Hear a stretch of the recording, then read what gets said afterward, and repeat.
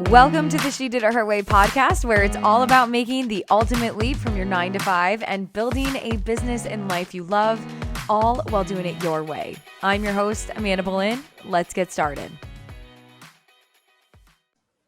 All right. Welcome back, She Did It Her Way listeners. Welcome back to another incredible show. I'm so excited to be hanging out with Des and Aisha from Creative Label. Welcome to the show, ladies. Thank you so much for having us. We are so excited to be here. And that's Aisha. Yes, that is Aisha, but I will tell you, Des and I usually sound the same, and even our families cannot tell us apart. Yes, so it's true. We'll be on the phone with my dad. We've been friends for years. We're really close. And he's like, wait, who's talking? Is my daughter talking or is Aisha talking? Oh my gosh. I'll get it. Well, yes. And we'll navigate that. So Aisha, welcome. And we also have. I'm Des. I'm so excited to be here with you. And excited to get chatting about all that you want to know. I'm a big fan of your podcast. So excited to be here. Amazing. Well, thank you. Well, why don't we kick it off and we'll have you, one of you, share kind of your journey about how you started Creative Label and give us a high level overview of where you're at and what the business entails. And then we'll kind of back it up and go in a timeline for my audience so they can kind of get a sense of what your journey's been like to where you are today. Because I think sharing that journey, the highs and lows of business is so important for people to know that it's not this linear projection when it comes to starting a business and growing a business. yeah, totally. So I will break this down for you. And this is Aisha talking. If you're trying to kind of put a voice to a person, Des and I started Creative Label about 4.5 years ago. I was in knee deep in law school, about to graduate. Des was working in production with Dr. Phil, with HGTV, YouTube, like just all over. And we were great at what we did, but it didn't really fill us up. Also, at the time, we were dating professional athletes. And so that caused us to move around a ton. I was pretty stagnant because I was in law school, but I was gearing up to moving and then just being with my fiance, then my husband, now fiance at the time. So we were like, we know we want to do something. We were already kind of doing this stuff on the side for our friends. Like I was doing building out logos and websites, and like I was already really creative. Des and I both went to the ASU's Walter Cronkite School, which is basically like a school for what we are currently doing now. And we talked about starting a business together, and it ended up, we call it like a God hug. We had two different people come up to us asking us to work in marketing for their company in-house, like at the same time. It was the craziest thing. Yeah. Synchronicity. Yeah. Absolutely. And we were like, oh, well, why don't you try to pitch them our business? Like we haven't even like started the business. We didn't have like a logo or a name or a website or anything. We just knew like, hey, once I graduate, like we'll get it started, but like let me graduate first. So we pitched them both and they both said yeah. So those were our first two clients.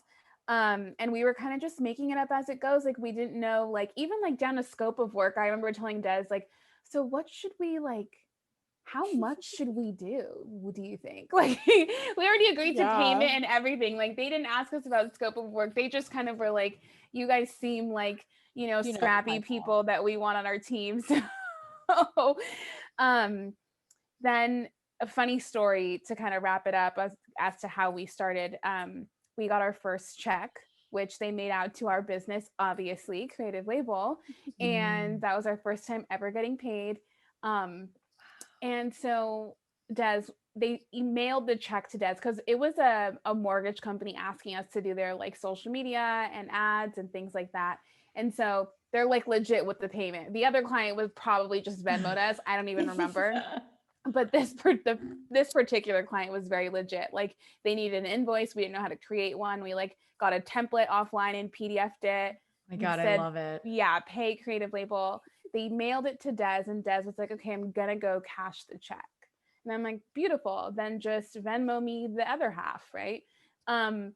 And so she goes into Wells Fargo and she's like, okay, like, here's my check. And they're like, ma'am, like, can I see your like card? And she's like, here you go, you know, like my Wells Fargo card. And they're like, well, we don't have an account under this name. And she's like, well, like, I own this business. Like, this is my business, right? Like, I Oh own my this business. And so you just cash this check and put it in my account. And they're like, no, like, that's actually not how it works. Like, you have to get a business banking account. She's like, okay, let's open one up.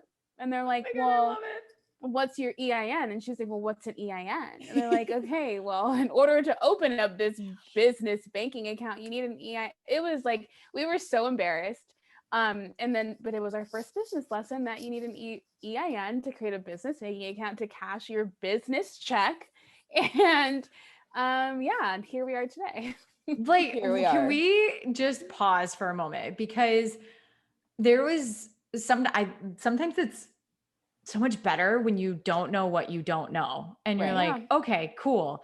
I'm just going to do the work, send in an invoice that I'm going to figure out, maybe use a Google template and get a check. And then you're like, oh, now I need a business bank account. Like, I love that story because it demonstrates how much we can do without having even some of the like logistical admin Right. things. Right. And where so often we get caught up in that it has to be this perfect process and has to be in a perfect executable checklist way. And it's like, oh my gosh, if you're listening, you can get started today. I Yeah, love all that. you have to do is say, I own a business, start a business. Boom, there it is. Like, Yeah. you started. Yeah. Yeah, I think so much of entrepreneurship is really just what you learn Figuring on it the out. go. Yeah. Like, yeah, I mean, we've been in business for almost 5 years now, 4.5 years, and there's still so much we learn as we go. I mean, now we've got a lot of like support and assistants and accountants and attorneys and all that fun stuff, but there's still so much we're like, okay, like this is how you do this. We have to teach ourselves how to do that, you know, X, Y, and Z. So it doesn't stop. I mean, so Aisha, you were you were in law school, which I have a definite follow-up question to that in just a moment. Des, where were you? You were working for Dr. Phil at the time? Yeah, so I used to work in TV production. So with TV production, you do a bunch of different jobs pretty much. So I was with Dr. Phil. I think when we officially started the business, I was working for YouTube. And yeah, I mean, I was in production, just producing a show. And then we're like, okay, you know, I'm going to finish up working on this show. And, you know, she was literally graduating from law school. And we're like, okay, I guess we're going to start this business. So we had people like creatives on set that I was working with, like mocking up logos for us. Because Oh, I was in a creative field still at the time. And yeah, literally like sketching logos out for us. It was like $75, Yeah. like $75. I remember we were like, well, how much are they going to charge? And Dad's like, they said $75. And we're like, okay. oh my gosh. So then Aisha, what happened with law school? Did you graduate and then that was it? Yeah, so I had a big law job offer. I'm an Enneagram 3, and if anyone follows Enneagram, you know, I'm just like accolade driven, which is what led me to law school. And I was on law review, I did moot court, I worked in big law, I worked at for a federal judge, like all of these things that I'm listing. If you know nothing about law school, those are just like really prestigious things to do in law school.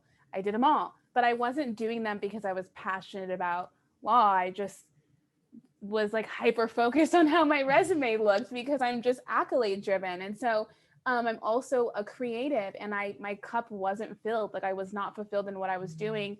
I ended up in insurance defense firms each summer, got an insurance defense firm like job offer post grad, and then my husband and I got married, and I had to decide, like, do I want to do long distance big law litigation, which if no one's in the law hemisphere, like that's not an easy thing to do, because big law your first year is just very taxing, and I didn't want to be my first year of marriage long distance also in big law. So I decided to not take the job, on top of Des and I saying we wanted to start our own business. So I just moved with my husband. I was like, well, I'll figure it out one way or another, right? Like I I knew we would figure it out. And we did, thankfully, but that's kind of what I honestly have my husband to thank, because he was like my backup plan, right? Like he played sports, and I was like, if I fall, it'll be like a soft landing because he's got it. So that allowed me like the luxury to be like, okay, sorry, legal career, I'm kissing you goodbye, and I'm just traveling with my husband until I figure out like what Des and I do virtually. Yeah. Well, and a follow-up question to that too, I'm curious because previous guests who have come on that have had a law degree, a medical degree, an accountant, or some sort of formal education, and then completely pivot, right? Was there any sort of thought drama, or was it clean that you're just like, yep, and see you law school? Like Oh my am not, gosh. but how did you navigate that? Because I think, and for listeners tuning in, it's not just that, okay, you had to have gotten a law degree or something in order to feel that like internal struggle after you've been in, let's say, corporate for 10 years, and then you are pivoting to make the decision, or maybe you're making $300,000 a year and you're like, wait, am I really giving this up? Like, what was that experience like for you? It definitely, I'm glad you asked that, because I'm definitely giving you a hindsight answer in that, yeah, I just left and then like it was totally fine. Butterflies. Yeah, it was so great. Such an easy decision. I was like, we're done. Thanks. No, it wasn't that. It was very difficult. And honestly, maybe a year or so after, it was still a simultaneous thing in that I was still studying for the bar. While Des and I were working. I mean, we had clients, we had a workload, and I was like, hey, Des, like, I'm going to be taking a back seat for a little while. Like, you will kind of run point on it all while I study for the bar. Well, Des like, cool, that's no big deal. But then Des's mom got diagnosed with the severest cancer. And so Des was checked out, and I'm like, well, what do we do? Like, either if we're both checked out, then there's no business.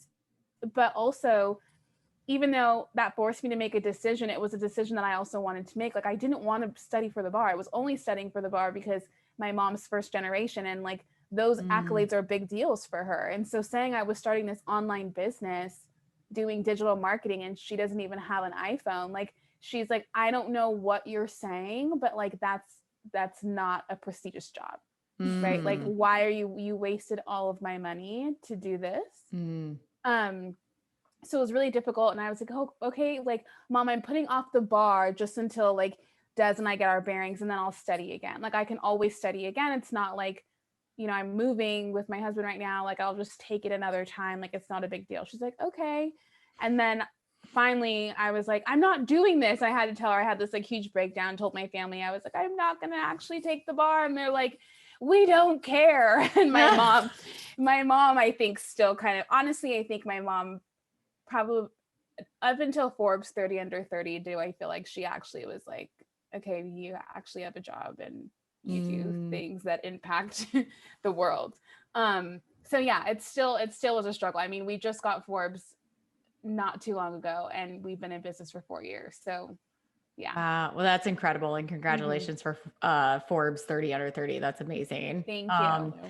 And thank you for sharing your story, because I know that such a big transition, such as spending time, energy, resources into one path and then making a complete pivot, is scary. It's a change in identity. It's a change in a way of being. You have outside, influences that are infiltrating the inside. And so, yeah, no. And thank you. Thank you for sharing that. Now, Des, what was your lead up like? Was it just a clean? Did you save? Was it, well, yeah, what was it like? I think we both kind of had our own weird demons on like things that were making us do shit that sorry for cussing on You're fine. here. We'll put an E for explicit. Yeah. Doing things that we did not want to do, but I'll let you kind of run point on that, Des.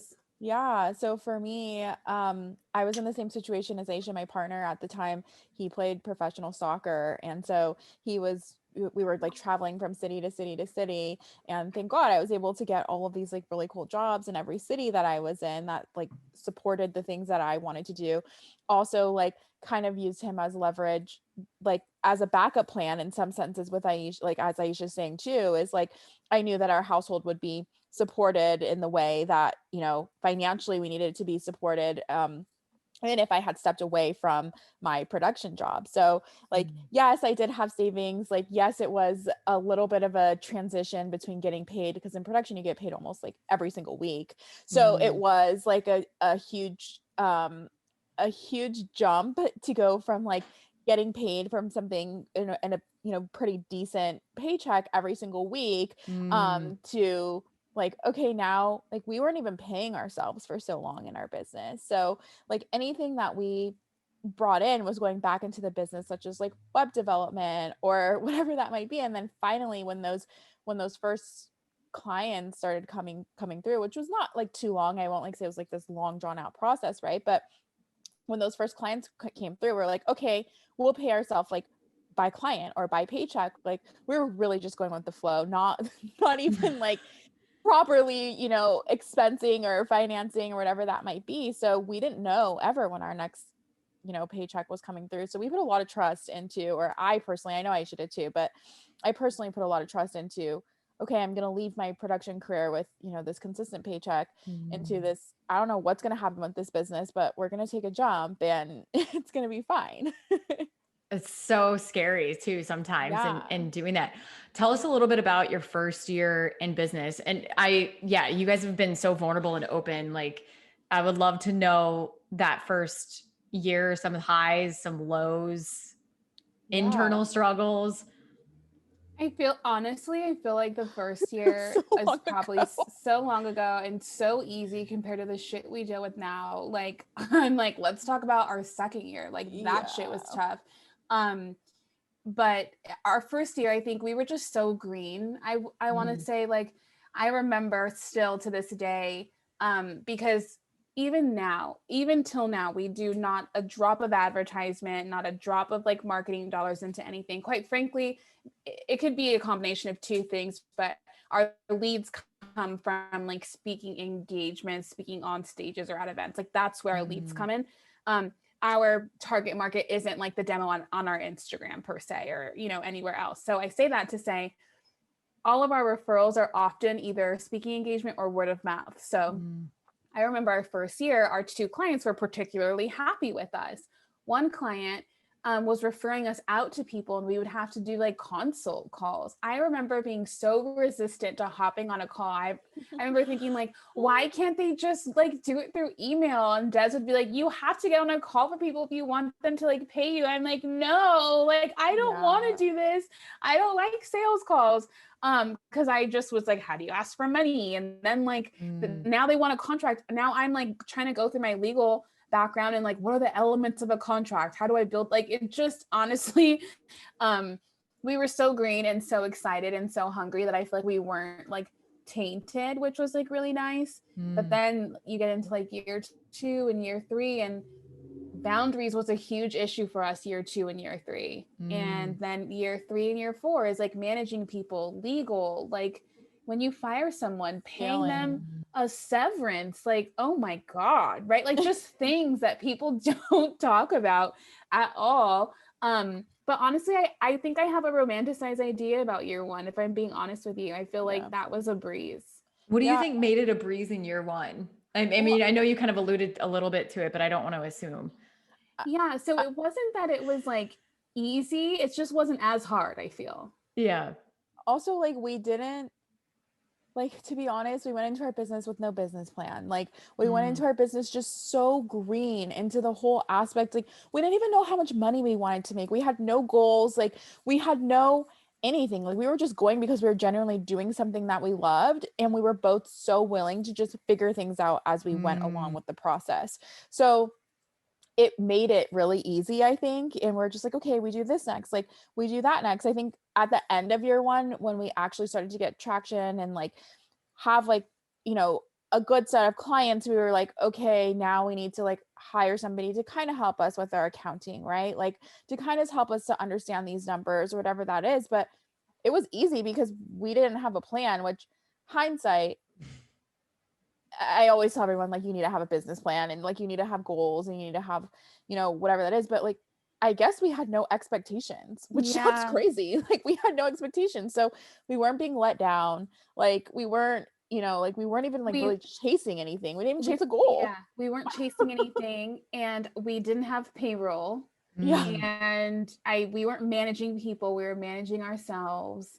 Like we didn't have boundaries and we were okay with it. Like we didn't realize that it was a problem, so we weren't thinking about it from a problem mindset, you know, like the Mm. burnout didn't matter because it was our first year and we were so passionate and just so hungry. Like we were just so green. And I feel Yeah. like it's like those quotes where people are like, you know, the process is tough, but just like reframe your mind to enjoy the process. Like I think that's maybe how we felt. And to just have someone to do it with. That's why I'm like, year one, hindsight, Yeah. I'm like, that was a breeze. Like Mm. now I'm like, holy cow, like it's harder. I Yeah. love it, but it's harder.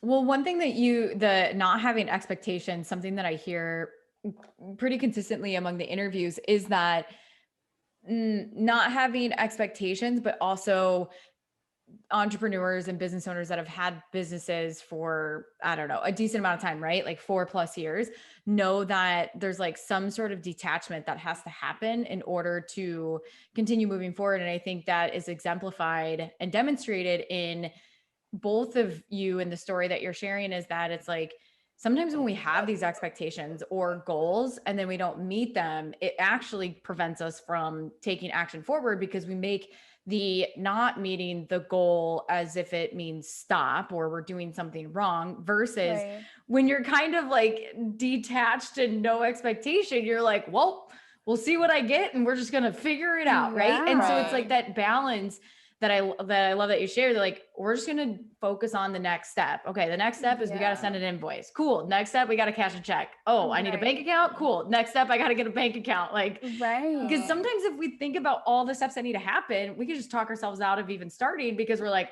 oh, that's a lot. And that's exactly what it is. Like how I picture year one, I literally speak in like, I think in descriptives, like just vision. Like how I picture year one is like us, two like girls standing, and then there's this wall next to us, a big wall. Everything on the other side of the wall is everything we don't know. But we're so happy because it's like, what could go wrong?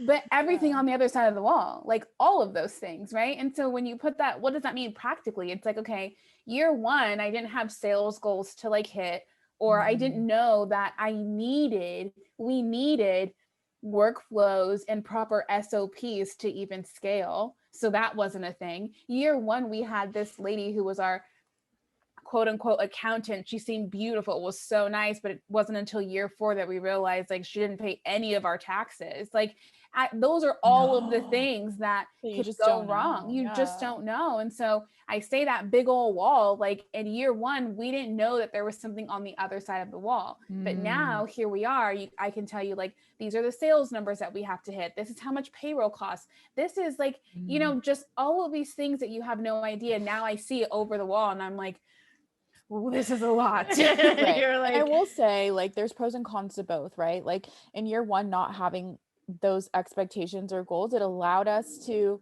like, I guess, meet our business where we were at. Like, Yeah. But once we started creating those goals and those expectations, that's where we really grew. Like, that's where the most growth happened. That's where we made the most money. Like, because we held ourselves accountable to something, right? Whether that was a financial goal, whether that was like a PR goal, a media goal, whatever that is, we held ourselves accountable to that goal. And then we could like actually measure the growth that it took to get there. Yeah. Yeah. I mean, have the goals and then release some expectations or attachment to the meaning that you make it mean. But yeah, no doubt it definitely helps like create that accountability in that. What would you say? So you on your website, you say we're your outsourced in-house agency, branding, public relations, and marketing. How have your offers changed from when you started to now? Maybe they haven't, but like, how have you, from an agency standpoint, like how have they changed? Because even though like, I know listeners are tuning in, they're not everyone's going to go down agency route, but there's still lessons to learn about when it comes to pricing and offering and how you think through what is the time involved to service the client, to deliver it, like all of that. Yeah. Well, this is really crazy because we didn't mention this part in the beginning, but we were not an agency from the beginning. Like Oh yeah, tell us about this. we actually started really in a lot of ways as a side side hobby and a side hustle. We had an Etsy shop where we sold Snapchat geo filters. And so for those of you Love who it. $5. yeah, for $5. That was And our so business model. that was our Oh business my model. gosh, I We love sold this. Snapchat geo filters for just to refresh people's memory because it feels like so long ago, but where you would go to a wedding and there would be like a custom design on Snapchat of like the bride and groom's name, or like a baby shower, and it was like based upon the geo area that you're in, the geographical area that you're in, that it would pop up for whatever custom event you're at. So that's originally how Creative Label started before it was called Creative Label. And it was just like a side hobby hustle. And we're like, okay, like we can make like just a little bit of money out of this. What started happening is the digital world started evolving. And so Snapchat started collaborating with big corporations. Like you would see stadiums doing things like this. And so we were like, okay, there's something here, right? There's something in this digital media space with customizing, with marketing, with, you know, there's going to be this huge turn essentially. So we started doing more research and more research, really put together that it's going to be $1 billion industry. And so we're like, okay, well, and another thing that was happening is all of the platforms are making it easy to do it on your own, right? So Instagram is coming out with stories where you can just make them as customized as you want to make them. Snapchat was allowing people to upload. It was just becoming an easy process, and our business model was essentially going away. And I say business model very like air quotesy because it was an Etsy shop with $5 filters on it. But what we found is that, okay, how can we adapt this into a business? And so that's where we came up with the social media marketing. And that's how our agency started. That's really all it was, is content creation and then social media marketing.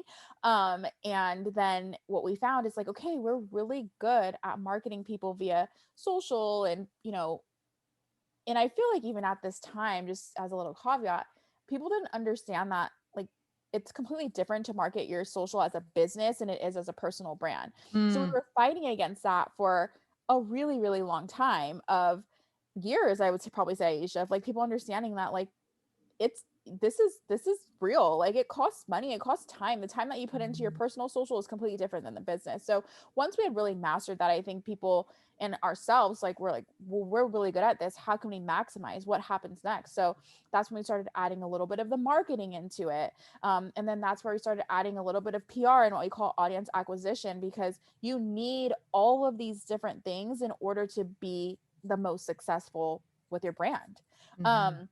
And so our agency became full service probably about 2 years ago.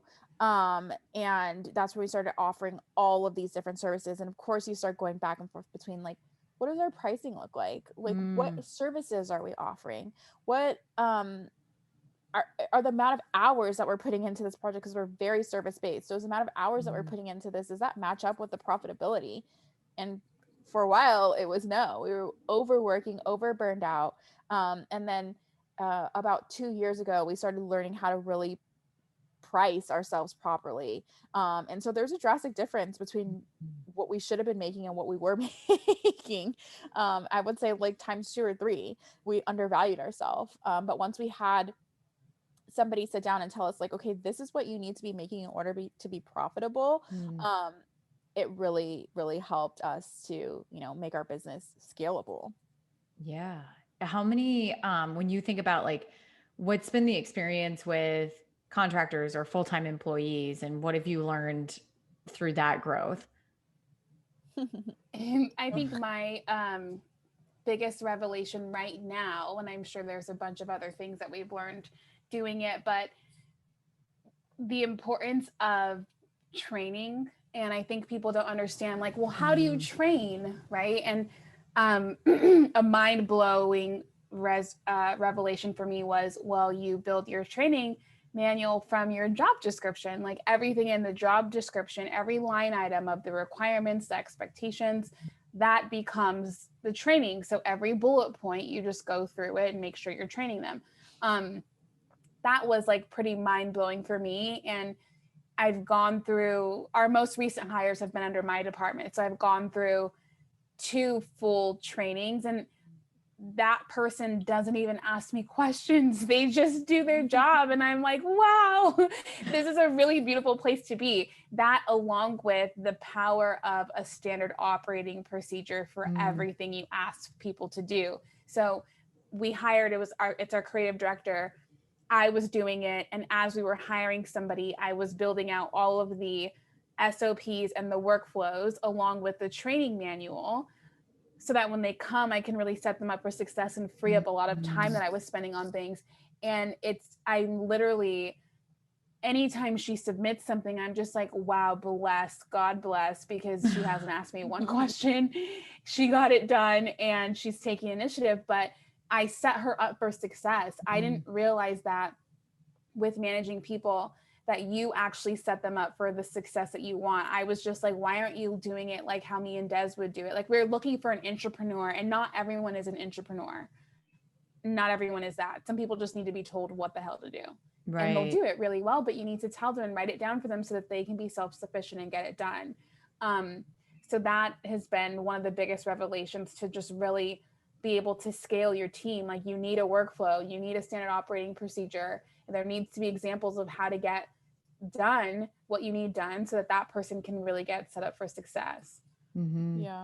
And just to piggyback on that too, I think that even if you're starting a business, sometimes the mindset can be, oh, I don't need to, why am I mean, I'll use me for an example. Like, years ago when we first started and She Did It Her Way launched as a podcast in 2015, I was doing everything aside from the show notes. That was one thing that I was like, nobody wants me writing show notes. I'll just tell you that. So, but there's a good 2 years that I was doing everything else, and I had systematized it in my head to a point where it didn't take me long. And my one friend was like, why don't you outsource that? And I was like, oh, I can do it. Right. But even if you're not get at a place where you're like ready to outsource something, I think it's always valuable to make an SOP, even for yourself, to get it out of your brain and onto paper or in Asana, which I love, so that it frees up that mental space, so that when it comes to a time that you're ready to hire and outsource, you've already created it versus creating it because you need to hire someone. So I'm just sharing that because I don't want anyone to think who's listening to the podcast is like, oh, I need to wait until like a certain time. And it's like, no, just create the SOP. And it's like, the opportunity to outsource and hire someone will present itself. Yeah. Yeah. And I will be the first to tell you right now, like, we're paying for it, that we didn't do that. Like, we have been building out our workflows, our project management system, and our SOP for a year now. And that's because we didn't have it in the beginning. And it's just, with all of our offerings, it's a lot. So take this message right now, for those of you listening, as somebody coming from the future telling you, build your SOPs now. You will thank us later, I promise. Love it. Des, were you going to say something? No, I don't think. I was just going to say the same thing that she was going to say. Like, it took a year for us to build out our stuff, and we're still ongoing and building. And sometimes, like, your brain just doesn't operate in that way of thinking about systems behind things. So you have to make yourself super aware of it. Like, Aisha's brain, she's very like system. And my brain, I just do things like to get them done. So I don't necessarily think about the systems behind it. And even she'll be like, you're just doing this, but how do you do this? And I have to really be cautious and aware of like, okay, I do this, and then like I do this, and then I have to do this. And like, it's just a constant workaround. So it's not necessarily something that comes easy for everyone.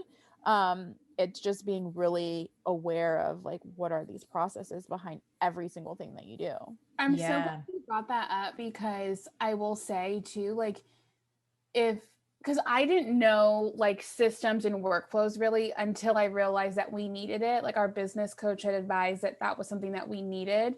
And I feel like I had only got us this far. So we hired a project manager, but the project manager was like, okay, we got to implement a lot of these things. So we hired someone else to come in and just like turnkey a project management system for us with workflows. But then it didn't have SOPs with each workflow. It was just like, do this, but like no instruction on how to do it or where to do it or any of those things. So I say that to say, Des does not think workflow.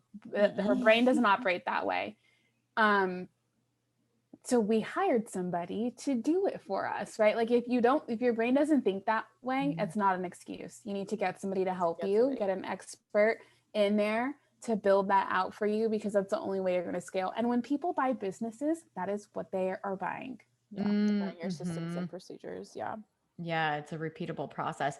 The other one thing that you said too, Des, was bringing that awareness to what it is that you're doing so that you can create a process around it. And I think that that is also something to say that anyone who's listening and thinking that they want to start a business or they want to help people in a coaching capacity or whatever that looks like, and they're thinking, what could I actually offer? What do I do really well? And oftentimes it's what we do really well that we don't even understand and recognize that we're doing.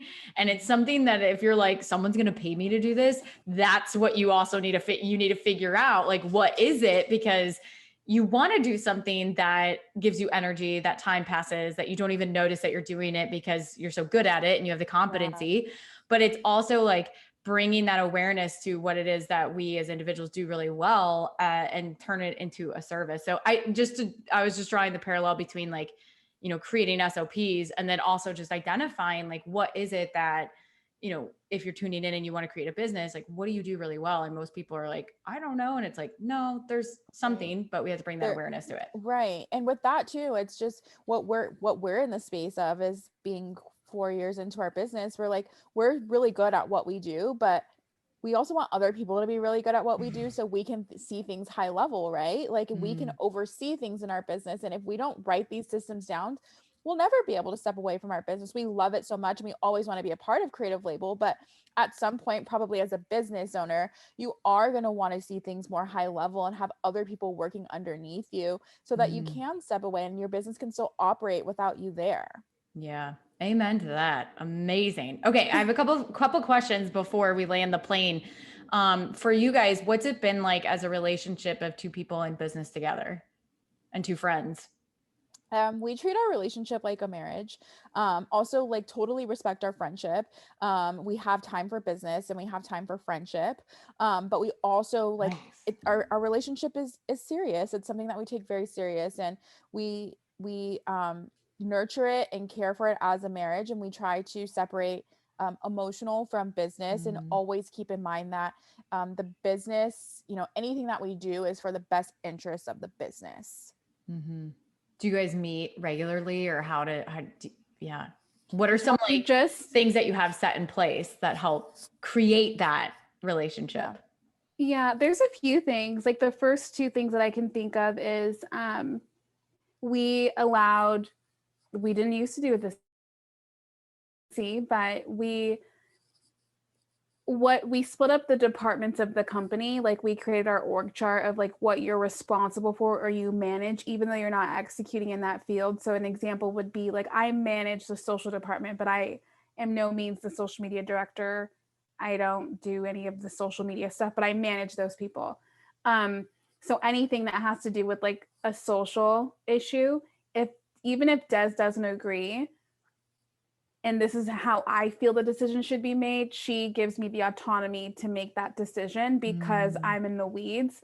That's how we've kind of come up with it, right? Like, so if there's ever a disagreement, typically it's like, it sounds a lot like, I personally don't think that's the best way to handle it, but that's your department. But what that really is saying is, I respect that that's like the world that you operate in, and that's how you're running things. And I know that even though I don't agree with the process, we both are trying to just do what's best for the business in general. So that has been super helpful. And then stepping away when things are getting heated so it doesn't get like out of control. There's probably been a few times in the beginning where things would get out of control and then we're like, okay, step away. So we would step away, but never plan a time to revisit. So now, like if there's ever an issue, or Des or myself will be like, I'm stepping away because I'm just like too heated to have a constructive conversation with you. In that moment, we carve out the next time that we actually meet to make sure that it's getting resolved and not just being pushed under the rug. Yeah, no, absolutely. I love that. So like clear separation between friend time and business time, and then always closing the loop on any sort of discussion, and then respecting each other's departments. And then I think one other one is just making sure that we're a united front for the team. Like I don't think maybe our project manager now, just because she works so close with us, and eventually will be probably our COO, but no one sees us get into disagreements. Mm-hmm. It's like parents, like, you don't want your kids to fight, or, like, we don't want our team going to one of us and then, going to the other. And people have tried, but we just try to be a united front and say, okay, we're going to make these decisions as a team. Everything comes from, like, typically her and I together. Big decisions, if we're announcing things, like, it comes from both of us being, in a meeting or on a phone call, whatever that is. So people really, respect that. Yeah, that's so good. Okay, I have some few rapid fire questions for you guys as we wind down. What's your favorite book? Business book we'll stick with. Usually I'm like, oh, I don't care, but I want to know your favorite business book. Both of you. I think we probably have the same one, maybe. I don't know. Mine's Traction. And it really just, it's a book that probably changed our business. It's about, having things like your mission statement, like org charts, what your team looks like, what leadership looks like, all of those different things. Mm-hmm. While I do think Traction was so integral to our business, my favorite business book is The Big Leap.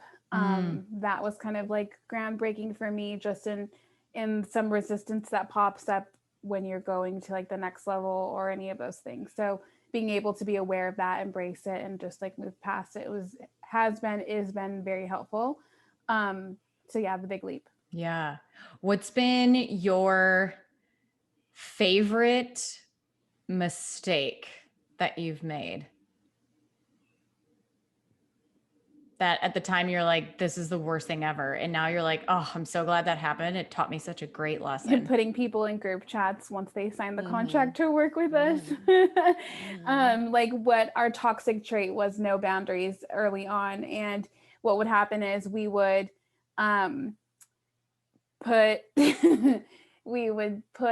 they would sign the contract, pay the invoice, and then we would start a group chat on the phone via text. It's the worst thing ever for boundaries.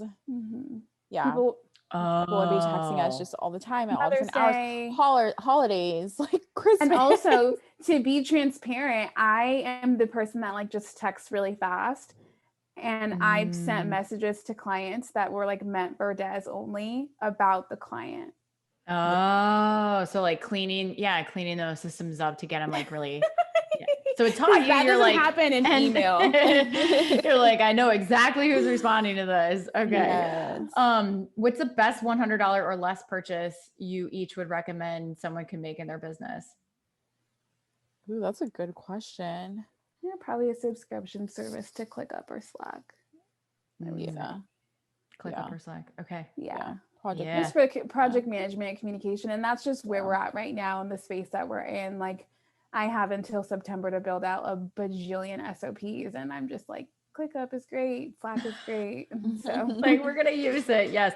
I've heard great things about ClickUp. We use Asana and it works. So I haven't found a need to necessarily switch, although I run an Enneagram 1 wing 3. And so I can get really caught up in creating fancy systems. And I know that that's my downfall, because sometimes it'll be like, oh, a new system, let me work this. And it's like, no. You got to cut it off. Like you just got to work the system. So, oh my gosh. Well, this was amazing. Thank you both so much for your time today. Can you share with my listeners where they can connect with each of you and learn more about Creative Label? Yeah. Thank you for having us. This has been amazing. I love talking about business and things like this. So you can find my personal Instagram at It's Your Destinee, ITSURDESTINEE, and our business Instagram at creative.label. And then also we've got a podcast called The Label Podcast, where we talk about marketing trends, tips, all of that fun stuff. And Aisha, if you want to give yours and the website. My personal Instagram is Aisha, AISHA. And then our text message number, if you just text POD, you'll get like tips. We don't spam you, but we give a lot of high value tips via text. And that's 310-982-2662. And our website is itscreativelabel.com, ITS creativelabel.com. Amazing. And we'll do the thing. We linked to it on all show notes, so you guys can head over there to shediditherway.com to get access and to get all the links. So thank you both again so much for coming on the show. It was a pleasure, and I'm so grateful. Thank you for having us. If you enjoyed today's podcast episode, you can head on over to shediditherway.com, where you can access the entire vault of She Did It Her Way podcast episodes. And you can also access free trainings and resources all about how to make the ultimate leap from your 9 to 5. And if you enjoyed today's podcast episode, I would be so grateful if you headed on over to iTunes and left a review letting me know what you love about the She Did It Her Way podcast. Until next time, keep doing it your way.